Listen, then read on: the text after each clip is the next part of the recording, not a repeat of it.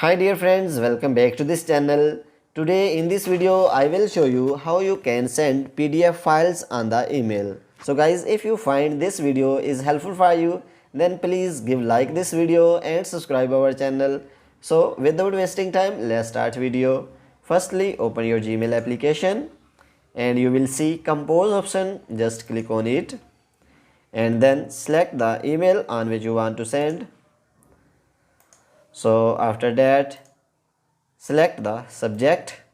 So write any subject, then click on compose email and then you will see this option. Just click on it and then click on attach file and then select PDF files. So for example, I am selecting this. So after selecting, just click on it and you will see send options. So just click on it. So guys, in this way you can send PDF files on the email.